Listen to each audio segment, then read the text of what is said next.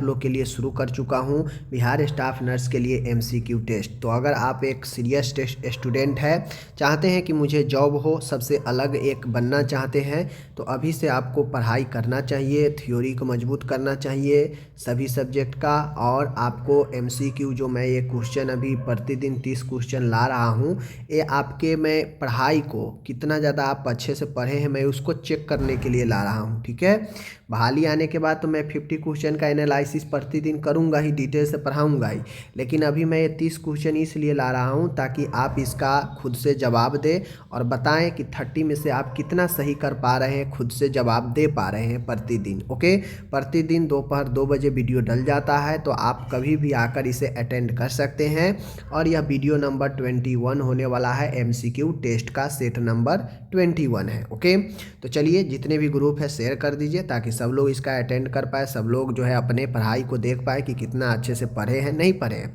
अगर 70% 30 में से 70% क्वेश्चन का जवाब आप नहीं दे पा रहे, मतलब आपकी पढ़ाई वीक है, कमज़ोर है, और अपने पढ़ाई को अच्छे करने चाहिए। जॉब पाना है तो जॉब सबको नहीं हो जाता है, ये सब लोग जानते हैं, उन्हीं को होता है जो एक अच्छा अलग लेवल से तैयारी किए रहते हैं। तो चलिए आज की इस वीडियो को यहाँ पे 21 नंबर सेट आज शुरू करते हैं। पहला प्रश्न है, सबसे ज़्यादा पाई जाने वाली जो कॉन्जिनेंटल डिसऑर्डर होता है, जन्मजात जो समस्या होता है, वो कौन सा होता है? एएसडी होता है, या फिर वीएसडी होता है, ठीक है, या फिर पीडीए होता है, पीडीए, ठीक है, और टीजीए। आपको पीडीए का फुल फॉर्म बताना है, ठीक है, पेटेंट डक्टस आर्टेरियस, ठीक है ना। पीडीए का जो फुल फॉर्म है कमेंट कीजिए। एएसडी आपका, बीएसडी और टीजीए। तो राइट आंसर क्या होगा? सबसे ज़्यादा जो आपका ये, चूँकि आपका जो है, आप बताइए यह किससे संबंधित, यह सब के सब रोग है, आप कमेंट कीजिए। ओके, और दूसरी चीज़ें है कि सबसे ज़्यादा जो पाए जाने वाला जो जन्मजात विकृति है, जो जन्म से मौजूद होता है, इनमें कौन है जो सबसे ज़्यादा होता है? तो my dear option number B, VSD जो होता है ventricular septal defected, right answer option number B, ठीक है। दूसरा क्वेश्चन है, बच्चों में यदि मिल्ड डायरिया यानी जो डायरिया होता है मिल्ड कैटेगरी का है, तो उसे हम लोग क्या देंगे? बच्चे में अगर मिल्ड मध्यम गति का अगर उसे डायरिया है, अतिसार है, तो उसे जो है हम लोग क्या देंगे? ठीक है, आईवी ड्रिप देंगे, एन ड्रिप और एंटीबायोटिक्स देंगे, एनडी ट्यूब, एनी ट्यूब, जो एनजी ट्यूब होता है, एनजी ट्यूब फीडिंग देंगे, या ओआरएस का घोल देंगे, क्या देंगे? तो बच्चों में मिल्ड डायरिया हो तो डायरिया के लिए हम लोग जो है क्या करते हैं, ओआरएस का घोल देते हैं, आपको पता है, ठीक है। तीसरा क्वेश्चन है यहाँ पे, माता द्वारा बच्चों को जो इम्यूनिटी प्राप्त होता है वो क्या कहलाता है? अब आपको पता है कि माता से प्लेसेंटा जो होता है, प्लेसेंटा से भी बच्चों को मिलता है, साथ में बच्चा जब जन्म ले लेता है तो माँ के दूध से भी जो है इम्यूनिटी मिलता है बच्चे को। तो इनसे जो मिलने वाला इम्यूनिटी होता है किस प्रकार का होता है? आप लोग पढ़े होंगे, एक्टिव इम्यूनिटी, पैसिव इम्यूनिटी, ठीक है ना। तो आप लोग को बताना है, सक्रिय होता है यानी एक्टिव होता है, पैसिव निष्क्रिय, ए एंड बी यानी ए और ए दोनों होता है, या फिर कोई नहीं होता है। तो माय डियर इसका राइट आंसर क्या होगा? तो माता से मिलने वाला जो इम्यूनिटी होता है वह निष्क्रिय होता है, ऑप्शन नंबर बी, ठीक है। आगे हम लोग बढ़ते हैं, चौथा क्वेश्चन है, ब्लाइंडनेस का सबसे अधिक कारण क्या होता है? जो अंधापन होता है, अंधापन का सबसे प्रमुख कारण क्या होता है? ठीक है, दर्द युक्त, ठीक है ना, दर्दमय त्रुटि, दर्दमय त्रुटि का मतलब होता है दिखने में समस्या होना और दर्द होना, ट्रेकोमा, मोतियाबिंद जिसे हम लोग कैटरेक्ट कहते हैं, और मधुमेह संबंधी रेटिनोपैथी, मधुमेह से जो रेटिना की क्षति होती है उसे मधुमेह से संबंधित रेटिनोपैथी कहते हैं। और ऐसे में ब्लाइंडनेस का सबसे अधिक जो कारण होता है इन ऑप्शन में, वह अपना ऑप्शन नंबर सी कैटरेक्ट होता है, आप लोग को पता है। पांचवा क्वेश्चन है, इन्फेंट मोर्टालिटी यानी शिशु मृत्यु का सबसे अधिक कारण क्या है? इनमें बताना है कि शिशु मृत्यु का सबसे अधिक कारण क्या है? समय से पहले जन्म, दस्त यानी डायरिया, ठीक है, उसके बाद यहाँ पे देख सकते हैं तीव्र श्वसन संक्रमण, और जन्म के समय कम वजन। माय डियर मैं बता दूं, अगर ऑप्शन में आपको प्री मैच्योर नहीं रहे, प्री मैच्योर के जगह अगर श्वास अवरोध रहे, रिस्पायरेशन एस्फेक्सिया रहे, तो राइट आंसर अपना श्वास अवरोध यानी एस्फेक्सिया मारना है, ठीक है, मृत्यु का सबसे ज़्यादा कारण। अगर यहाँ पे प्री मैच्योर दे दे, प्री मैच्योर बोर्न, तो right answer option number A होगा, क्योंकि समय से पहले अगर बच्चा जन्म ले लेता है तो उसमें तापमान की कमी, उसमें श्वास अवरोध, ये सारे कम वजन, ये सब होता है। तो समय से पूर्व जो है अपना ऑप्शन ए राइट होगा। छठा क्वेश्चन है, कह रहा है FHB यानी फीटल हीमोग्लोबिन है, इनमें से क्या है फीटल हीमोग्लोबिन? बहुत अच्छा क्वेश्चन है। A2 और B2, क्या ये होगा? एक होता है अल्फ़ा 2 और एक बीटा 2, ठीक है, ये पूछ रहा है। तो ऑप्शन बी जो है अल्फ़ा 2 और बीटा 2 है, ठीक है, ध्यान रखिएगा। और यहाँ पे है 22 82 है और डी है ऑप्शन सभी। तो माय डियर मैं बता दूँ, फीटल जो हीमोग्लोबिन होता है, फीटल HB जो होता है, यह आपका जो होता है वह अल्फ़ा 2 एंड बीटा 2 होता है, ठीक है, ध्यान रखिएगा। ऑप्शन बी है, यहाँ पे यहाँ पे अल्फ़ा है और ये बीटा है, ध्यान रखिएगा, ठीक है। आगे बढ़ता हूँ, यहाँ पे सब देख सकते हैं, डायबिटीज़ से पीड़ित माता के नवजात शिशु में सर्वाधिक संभावना क्या होगी? मतलब एक महिला है, वो जो है महिला है और वह जो है डायबिटीज़ से पीड़ित है, ठीक है, तो उसमें शिशु में सर्वाधिक संभावना किस चीज़ का होगा? हाइपरग्लाइसेमिया का होगा, हाइपोग्लाइसेमिया का होगा, छोटा बच्चा होगा या क्षारमयता होगा? तो माय डियर मैं बता दूँ यहाँ पे कि डायबिटीज़ से पीड़ित जो माता होती है उसके डायबिटीज़ कब होता है? जब बॉडी में इंसुलिन का लेवल जो है बढ़ जाता है, तभी ना डायबिटीज़ होता है। सॉरी, इंसुलिन ग्लूकोज का लेवल बढ़ जाता है, ग्लूकोज का लेवल बढ़ जाता है बॉडी में, उसी को ना हम लोग डायबिटीज़ कहते हैं, चीनी का मात्रा बढ़ जाना। तो एक महिला में अगर डायबिटीज़ है तो शिशु में सर्वाधिक संभावना क्या होगा? तो जाहिर सी बात है, जब माता में जब आपका डायबिटीज़ बढ़ जाएगा तो बच्चा में डायबिटीज़ ऑटोमेटिक बढ़ जाएगा, क्योंकि महिला में जो सारा चीज़ है वो बच्चा से सीधा कनेक्ट है गर्भ में, तो बच्चे को भी बढ़ता है। और जब ये बढ़ता है बच्चे में तो क्या होता है, जैसे ही बच्चा में ये बढ़ता है ग्लूकोज भी बढ़ जाएगा और उस दौरान बच्चे में जो है क्या होता है, बहुत ज़्यादा विकास होने लगता है, अधिक इंसुलिन स्रावन होने लगता है, जिससे क्या बुद्धि कम हो जाता है और शरीर का अन्य हिस्सा का वृद्धि ज़्यादा हो जाता है। इसीलिए देखते होइएगा कि जो डायबिटीज़ से पीड़ित माता है उसका बच्चा जन्म लेता है तो उसका बच्चा का बहुत ज़्यादा विकास, शरीर से बहुत विकास रहता है लेकिन दिमाग का विकास कम रहता है, ठीक है। तो डायबिटीज़ से पीड़ित जो माता है उसके नवजात शिशु में सर्वाधिक संभावना क्या होगी? सर्वाधिक संभावना यही होगी कि उसके बच्चा में जो होगा वह आपके क्या होंगे, हाइपोग्लाइसेमिया होंगे। हाइपोग्लाइसेमिया क्यों होंगे? क्योंकि जैसे ही आपके माता से ट्रांसफ़र होता है ग्लूकोज बच्चा में, तो उस समय बच्चा का जो ग्लूकोज इंसुलिन होता है वो काफ़ी ज़्यादा एक्टिव हो जाता है। जब इंसुलिन काफ़ी ज़्यादा सिक्रेशन होने लगता है तो ग्लूकोज का मात्रा कम होने लगता है, ठीक है। आगे है 8वां क्वेश्चन है, ह्यूमन मिल्क में प्रोटीन की मात्रा कितनी होती है? यानी मनुष्य के जो दूध होता है उसमें प्रोटीन की मात्रा कितनी होती है? 3.5, 2.5%, 1.1% एंड डी है 4.5%। तो राइट आंसर होगा इसका ऑप्शन नंबर सी, 1.1% इस ऑप्शन के अकॉर्डिंग। बट अगर आपके ये सारा अगर डिजिट में नहीं देकर अगर आपको दे दे मैं यहाँ पे दे दूँ 2%, ठीक है, आपको दे दे 0.8%, ठीक है, आपको दे दे यहाँ पे 3% और एक ऑप्शन दे दे आपको 4.1%, तो राइट आंसर क्या होगा? ऑप्शन नंबर ए बी होगा। 0.8 से लेकर 1 तक जो है ये चीज़ें रहता है। आगे बढ़ते हैं, 9वां नंबर का क्वेश्चन है, बच्चे के जन्म के तुरंत बाद ऑक्सीटोसिन देने का प्राथमिक उद्देश्य है, क्यों है? ये बता रहा है कि बच्चा का जन्म हो और जन्म के तुरंत बाद हम ऑक्सीटोसिन क्यों देते हैं, इसके पीछे का क्या उद्देश्य है, ये पढ़िए। दूध उत्पादन को बढ़ाना, गर्भाशय समस्त्र उत्तेजित करना, दर्द को दूर करना, प्रसव उत्तर के बाद यानी प्रसव के बाद ब्लीडिंग को रोकना।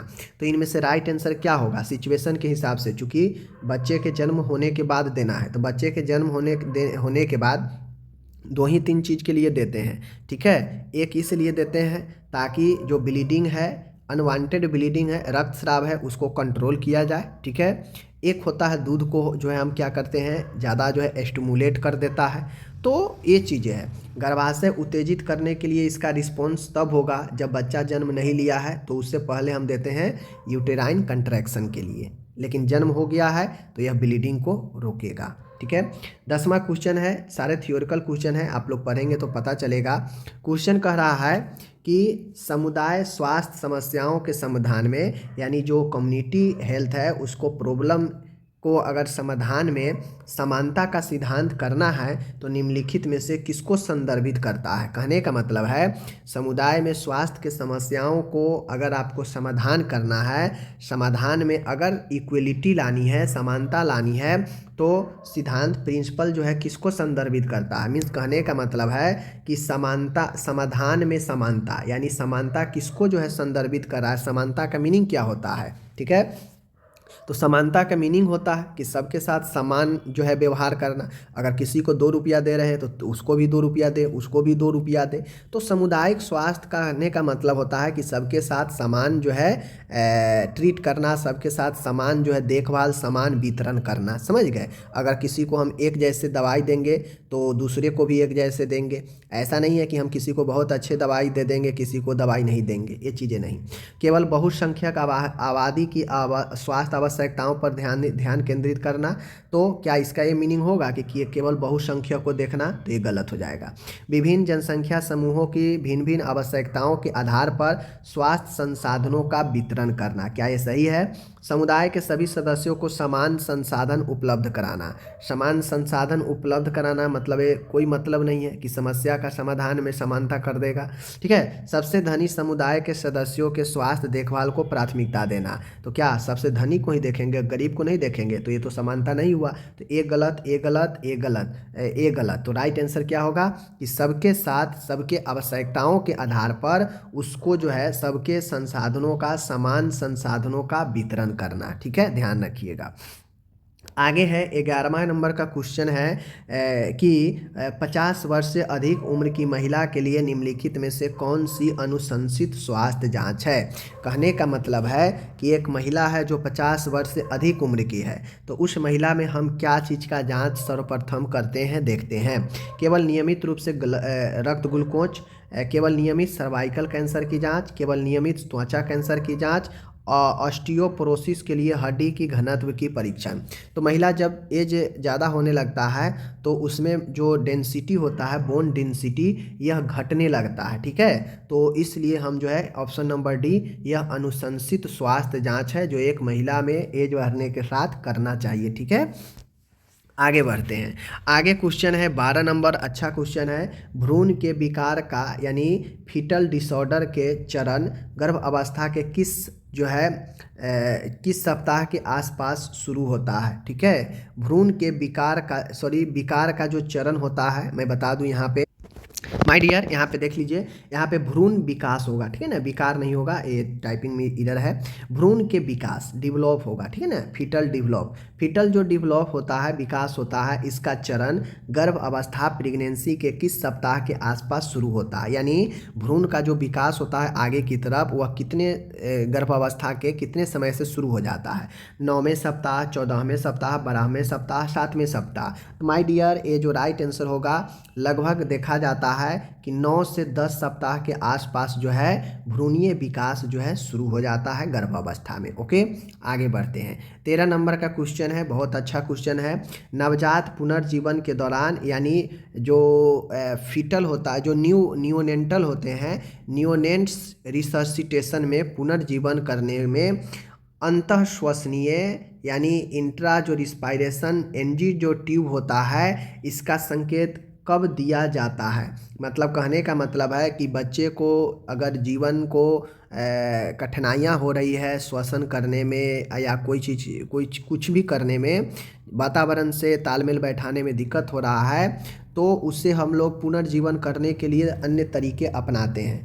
उन तरीकों में एक तरीका होता है अंतः श्वसनीय इंटूबेशन, यानी इंटूबेशन करना बच्चे को। तो यह इंटूबेशन का संकेत कब आता है, ये बताना है। नवजात शिशु प्रीटर्म हो, इनमें से मिकोनियम रंजित एमनियोटिक द्रव हो, हृदय गति 100 बीपीएम से ऊपर हो, सकारात्मक दबाव वाला वेंटिलेशन अप्रभाव हो। कहने का मतलब है बच्चा को पुनर्जीवन करना है और बच्चा समस्या से जटिलता से जूझ रहा है, आप उसे वेंटिलेशन पर डाल चुके हैं लेकिन फिर भी वह अनइफेक्टिव है, अप्रभावशील है, तो उसे हम जो है जो है ये श्वसनीय इंटूबेशन करते हैं। ठीक है, ट्यूब जो है इंटूबेट करते हैं। ओके, आगे है यहाँ पे 14 नंबर का क्वेश्चन है, अच्छा क्वेश्चन है माय डियर। क्वेश्चन कह रहा है माता पिता को बचपन के पोषण के बारे में शिक्षित करने में एक नर्स को क्या प्राथमिकता देनी चाहिए। क्या पूछ रहा है, माता पिता को बचपन के पोषण, यानी बचपन के पोषण कहने का मतलब है कि छोटे आयु में, ये नहीं कह रहा है कि नवजात, या ये नहीं कह रहा है शिशु, ये चीज़ें टर्म ध्यान में रखना पड़ेगा। बचपन कहने का मतलब है 3-4 साल 5 साल के भी बच्चे हो जाएंगे, लेकिन जैसे ही नवजात कहता, जैसे ही नवजात या शिशु कहता, तो नवजात हम लोग जानते हैं क्या होता है, शिशु जानते हैं क्या होता है, तो उस हिसाब से फिर देखने लगते हैं। लेकिन बचपन कह रहा है कि बचपन के पोषण के बारे में क्या शिक्षित करेंगे एक माता पिता को, एक नर्स को, एक क्या प्राथमिकता होनी चाहिए। देखिए, विभिन्न विकासात्मक चरणों में बच्चे को पोषण संबंधी आवश्यकताओं को समझना। ठीक है, विभिन्न विकासात्मक चरणों में बच्चे की पोषण संबंधी आवश्यकताओं को समझाना, यहाँ पे समझाना होगा, नर्स के द्वारा किया जा रहा है ना। पोषक तत्वों के संतुलन पर विचार किए बिना कैलोरी सेवन पर ध्यान केंद्रित करना। क्या ये सही है, गलत है। आप सभी कोई भी भोजन देंगे, बच्चे को पोषण देंगे, वह सारे चीज़ को ध्यान में रख के देंगे। ऐसा नहीं है कि सिर्फ कैलोरी का ही सेवन बढ़ा देंगे, बाकी का गड़बड़ा देंगे, तो गलत है। प्राकृतिक खाद्य स्रोतों की तुलना में पूरकों की सिफारिश करना। कहने का मतलब है कि प्राकृतिक खाद्य पदार्थ को छोड़कर सिर्फ ऊपरी आहार देना, तो ये कोई मतलब बनता है, नहीं बनता है। ये तो 6 महीना तक हम सिर्फ स्तनपान कराते हैं, उसके बाद पूरा भोजन स्टार्ट कर देते हैं, तो ये तो गलत हो गया। बच्चे के स्वास्थ्य स्थिति के परवाह किए बिना, देखिए बिना स्वास्थ्य स्थिति के परवाह किए बिना कुछ भी शुरू करेंगे तो गलत चीज़ें हैं। तो अपना क्या होगा, ऑप्शन नंबर ए सही है कि बच्चे को विभिन्न विकास को देखते हुए उसके ज़रूरत के हिसाब से पोषण की जो आवश्यकता है उसके बारे में हम उसके माता पिता को समझाएंगे एज ए नर्स। तो ऑप्शन नंबर ए राइट है। ओके, आगे बढ़ते हैं। थियोरिकल क्वेश्चन समझिएगा, समय लगेगा लेकिन कॉन्सेप्ट क्लियर होगा। आगे है, एक समुदाय स्वास्थ्य नर्स के लिए विविध अवधि तक स्वास्थ्य जानकारी संप्रेषित करने के लिए कौन सी विधि सबसे प्रभावी है। ऐसे ही क्वेश्चन एग्जाम में बड़ा पूछते हैं ताकि आपके समय को किल करे, समझ गए। देखिए, सामुदायिक कम्युनिटी हेल्थ, अगर नर्स है कोई कम्युनिटी हेल्थ नर्स है, तो कम्युनिटी हेल्थ नर्स के लिए समझ लीजिए, मैं बता दूं कि कम्युनिटी हेल्थ नर्स को अगर गांव के छोटे छोटे एरिया में, यानी अनेक आबादी के बीच में स्वास्थ्य संबंधित जानकारी फैलाना है, तो उसके लिए स्वास्थ्य संपर्क कम्युनिकेशन के लिए कौन सी विधि जो है सबसे प्रभावी होगी, ये पूछ रहा है। अगर नर्स को या किसी भी कार्यकर्ता को अपनी बात को गांव के छोटे छोटे एरिया में पहुंचाना है, तो उसके लिए कौन सी कम्युनिकेशन जो है सबसे प्रभावी होगी, ये पूछ रहा है। ठीक है, देखिए क्या होगा। विशेषज्ञता प्रदर्शित करने के लिए जटिल चिकित्सा शब्दावली का उपयोग करना। तो जो लोग पढ़े होंगे कम्युनिकेशन में उनको पता है कभी भी जटिल शब्दों का प्रयोग जो है कम्युनिकेशन में नहीं किया जाता है, तो ये गलत हो गया। सभी स्वास्थ्य संचार के लिए पूरी तरह से लिखित सामग्री पर निर्भर रहना। क्या ये सही है? किसी भी स्वास्थ्य संचार कम्युनिकेशन के लिए पूरी तरह से सिर्फ लिखित सामग्री, यानी सिर्फ लिखने वाले चीज़ पर ही निर्भर रहेंगे। क्या ये सही है? संचार पद्धति को समुदाय की सांस्कृतिक, भाषाई और साक्षरता आवश्यकताओं के अनुरूप होनी चाहिए। जो लोग पढ़े होंगे कम्युनिकेशन के प्रिंसिपल, उनको पता होगा कि कम्युनिकेशन में हमेशा सांस्कृतिक, लैंग्वेज और वहाँ के लिटरेचरी जो रेट होता है उसको ध्यान में रखकर आवश्यकता के अनुसार जो है हमें बात करनी चाहिए। अब ऐसा ना है कि ऐसा इंग्लिश बोलने लगे, लोग पढ़े लिखे कम है इंग्लिश बोलने लगेंगे, तो आपको बातों को समझेंगे नहीं, समझेंगे तो फिर फालतू का हो जाएगा, प्रभावी नहीं होगा।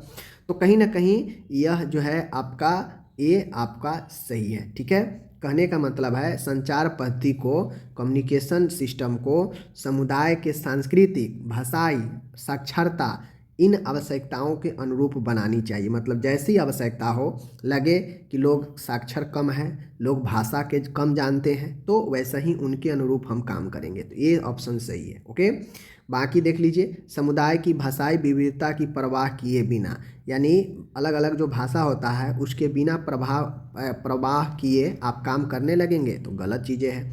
ठीक है, आपके बातों को, लैंग्वेज को, लोग भाषा को समझेंगे ही नहीं तो आप क्या कर लीजिएगा, बेकार है। चलिए आगे बढ़ते हैं। 16 नंबर का क्वेश्चन है, कह रहा है, देख सकते हैं, इम्पिटिगो वाले बच्चे को प्रबंध करते समय पहली पंक्ति की चिकित्सा आमतौर पर कौन सी होती है, यानी फर्स्ट लाइन का ट्रीटमेंट इम्पिटिगो के लिए क्या होगा इनमें।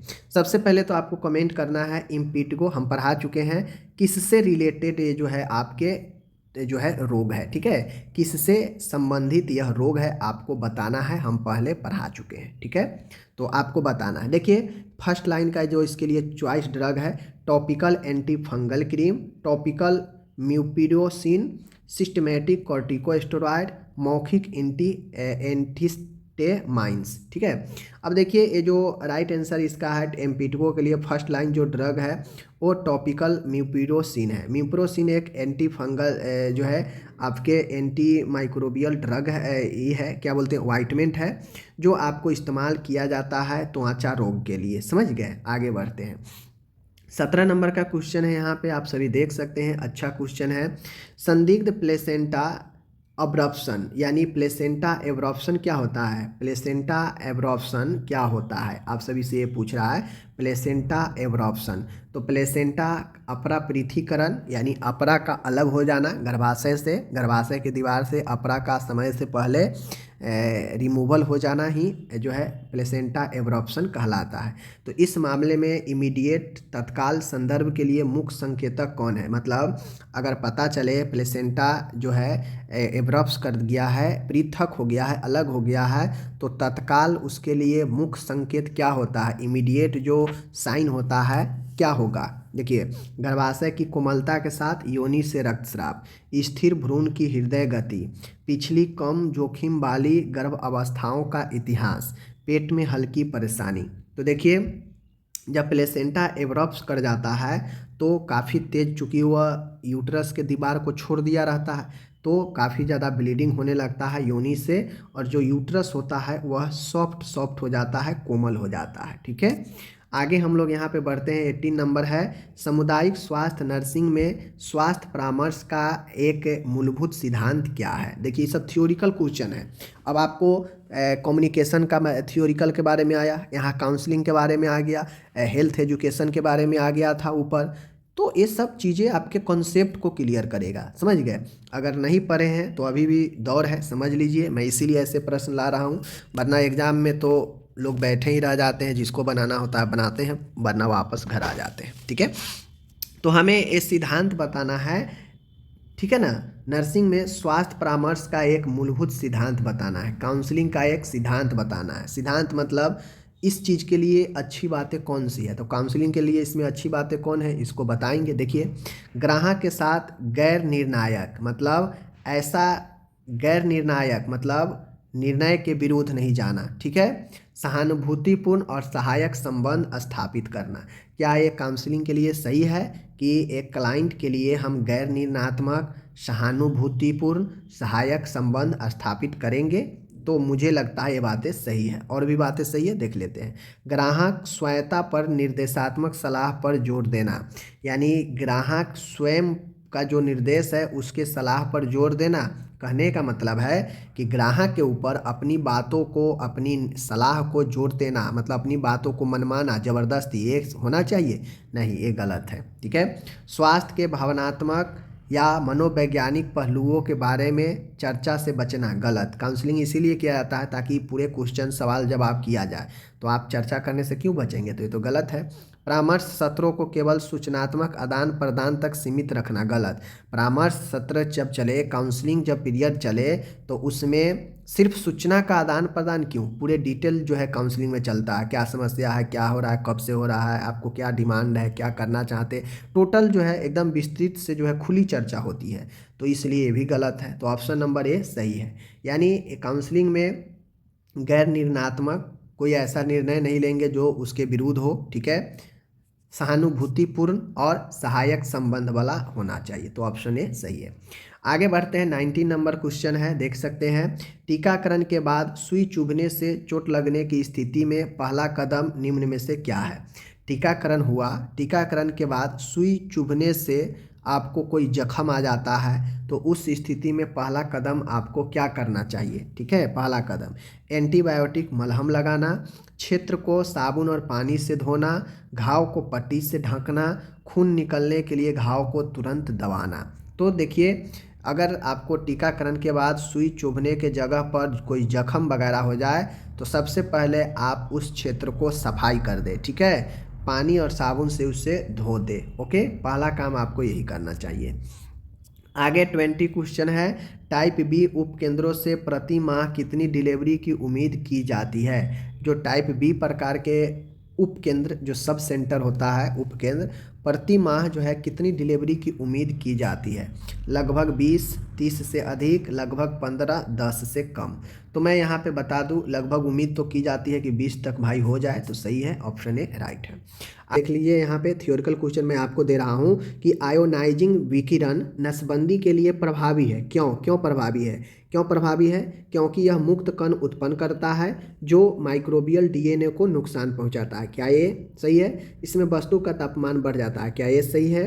कीटाणुनाशकों में रासायनिक प्रतिक्रिया को प्रेरित करता है। क्या ये सही है? या फिर माइक्रोबियल कोशिकाओं के वाष्पीकरण का कारण बनता है। इनमें क्या राइट होगा? आयोजेनाइक विकिरण जो स्टरलाइज को, देख लीजिए यहाँ पे, ये नसबंदी कहने का मतलब है कीटाणुनाशन, हिंदी में इसे नसबंदी कर दिया है, लेकिन ध्यान दीजिएगा यहाँ पे नसबंदी कहने का मतलब है स्टेरिलाइजेशन, स्टेरिलाइज यानी कीटाणुनाशन, ठीक है। कीटाणुनाशन होगा इसका हिंदी, ये नसबंदी नहीं होगा।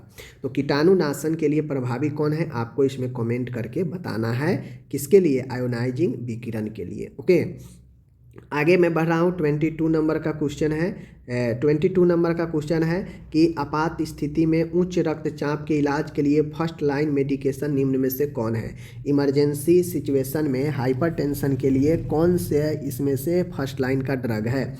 Lisinopril, amlodipine, hydrochlorothiazide and nitroprusside. क्या होगा आपको कमेंट करके बताना है।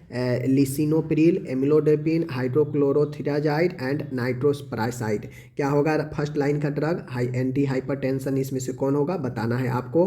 तो right answer option number D होगा, ठीक है, नाइट्रोप्रासाइड। 23 क्वेश्चन है, निम्नलिखित में से कौन सामुदायिक स्वास्थ्य नर्सिंग के लिए जिला स्टेज के मुद्दे हैं। जिला स्टेज के लिए मुद्दे इनमें से कौन है सामुदायिक स्वास्थ्य नर्स के लिए। तो जिला नर्सिंग स्टेज के मुद्दे क्या है? अप्रवासियों की संख्या में वृद्धि, शहर की मलिन बस्तियों में भीड़ भाड़ का बढ़ना, अपर्याप्त स्वच्छता प्रथाएं, औद्योगिक क्रांति में वृद्धि। तो देखिए मैं बता दूं, कहीं सामुदायिक स्वास्थ्य नर्स जो जिला नर्सिंग स्टेज होता है वह आपको इनमें से राइट आंसर यही होगा कि वृद्धि यानी लोगों की बढ़ती संख्या। तो यह जो है मुद्दा होता है, एक मुद्दा है, ठीक है ना, चैलेंज होता है। तो अप्रवासियों की संख्या में वृद्धि यह एक मुद्दा है। शहर की मलिन बस्तियों में भीड़ भाड़ का बढ़ना ये भी एक मुद्दा होता है, स्वास्थ्य से जुड़ी हुई। अपर्याप्त स्वच्छता प्रथाएं, लोगों के बीच में ऐसी प्रथाएं जो अस्वच्छ जो अपर्याप्त हो, लोगों में वैसा जो है प्रथाएं हैं जो अपर्याप्त स्वच्छता को जन्म देता हो। तो कहीं ना कहीं यह तीनों मुद्दा अपना बन रहा है। ये भी जनसंख्या को बढ़ा रहा है, और जनसंख्या बढ़ना, बीमारी को न्योता देना, ये भी भीड़ भाड़ को बढ़ना, जनसंख्या का न्योता देना, तो कहीं ना कहीं एक मुद्दा है। और औद्योगिक क्रांति में वृद्धि, तो औद्योगिक क्रांति में वृद्धि ये कोई मुद्दा अपना नहीं है, ये अलग की मुद्दा है, ठीक है। तो ऑप्शन क्या होना चाहिए, देख लीजिए ऑप्शन में है ए केवल 1 2 3, केवल 2 4, केवल 1 3 4, केवल 1 3। तो राइट आंसर जो होगा यह होगा ऑप्शन नंबर ए 1 2 3, ठीक है। आगे बढ़ते हैं। 24 है, ब्लास्टोसिस्ट का आरोपण कहाँ पे होता है। जो ब्लास्टोसिस्ट होता है उसका इम्प्लांटेशन कहाँ होता है। फैलोपियन ट्यूब, एंडोमेट्रियम में, अंडाशय में, गर्भवती स्त्री के रोग विशेषज्ञ। तो ये तो कोई मतलब नहीं है इसका, ठीक है। फैलोपियन ट्यूब, इंडोमेट्रियम, अंडाशय। तो राइट आंसर जो होगा इसका वह गर्भाशय के इंडोमेट्रियम दीवार पर जो है ब्लास्टोसिस्ट जो है आरोपण होता है।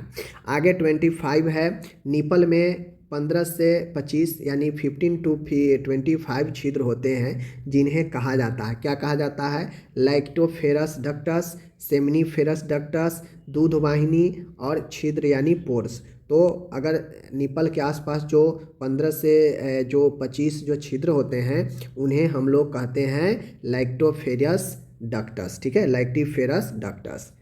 आगे है 26, थायराइड फॉलिकल्स में किस प्रकार का एपिथेलियम पाया जाता है। जो थायराइड फॉलिकल होता है उसमें किस प्रकार के एपिथेलियम पाया जाता है। सैक्वम, घनाकार, संक्रमणकालीन एंड स्तंभाकार। तो आपको पता होगा एपिथेलियम उत्तर के टाइप्स आप लोग पढ़े हैं। जो क्यूबिक होता है, घनाकार होता है, वह थायराइड फॉलिकल्स में पाया जाता है, घनाकार, ठीक है। 27 है रक्त में कैल्शियम और फास्फोरस, ध्यान दीजिएगा Ca और फास्फोरस, ठीक है, पीएच।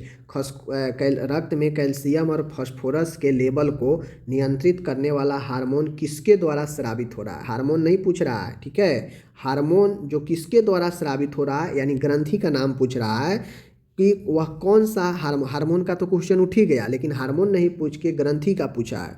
तो कैल्शियम और फास्फोरस को नियंत्रित करने वाला जो ग्रंथि है वो कौन है। थायराइड ग्रंथि, parathyroid, pituitary gland, thymus gland. My dear, मैं बता दूं कि रक्त में कैल्शियम और फास्फोरस को नियंत्रण जो है पैराथायराइड ग्लैंड के द्वारा किया जाता है। Right answer option number B. अब ये क्वेश्चन भी आ गया कि पैराथायराइड किस हार्मोन का उत्पादन करता है, बताना है, ठीक है। कैल्सिटो, पीटीएच, ठीक है, पीएफएच एंड इंसुलिन। तो पैराथायराइड जो होता है वह आपका पैराथायराइड हार्मोन को रिलीज करता है, ऑप्शन नंबर बी, पीटीएच, ठीक है। आगे बढ़ूँ, 29 नंबर है टी लिम्फोसाइट में परिपक्व होते हैं। टी लिम्फोसाइट कहाँ पे परिपक्व होते हैं। प्लीहा में, थाइमस में, लाल अस्थि मज्जा में या फिर थायराइड में। तो टी लिम्फोसाइट जो होता है वह अपन थाइमस, बी ऑप्शन इसका राइट होगा। ओके, 30 और आज का आखिरी क्वेश्चन, मानव मस्तिष्क के पिनियल ग्रंथि से संबंधित मेलाटोनिन का स्राव करती है, किस लिए करती है ये बताना है। मानव मस्तिष्क का जो पिलियन ग्लैंड है उससे संबंधित मेलाटोनिन का स्राव करती है। कैसे। क्रोध से, शरीर का तापमान से, गंध से, त्वचा का रंग। माय डियर, मैं बता दूं मेलाटोनिन जो होता है यह आपको नींद को प्रेरित करता है। तो जैसे ही देखिएगा बहुत लोग को जो है लाइट बंद होते ही नींद आ जाता है। तो मेलाटोनिन चूँकि यह प्रकाश को क्या करता है, प्रकाश जैसे ही बंद होता है यह बढ़ने लगता है जिससे नींद को प्रेरित करने लगता है, ठीक है। और अधिक प्रकाश में मेलाटोनिन जो है क्या होता है, कमने लगता है। तो ये जो है शरीर का तापमान भी बढ़ने से मेलाटोनिन का स्राव जो है आपको संबंधित है। तो ये हो गया अपना जो है समापत, ठीक है। और यहाँ पे मैं आपको 30 क्वेश्चन करा दिया। अब आपको इसको अच्छे से रिवाइज करना है और अच्छे से इसको पढ़ना है, ठीक है। तो चलिए मिलते हैं अगले वीडियो में, धन्यवाद।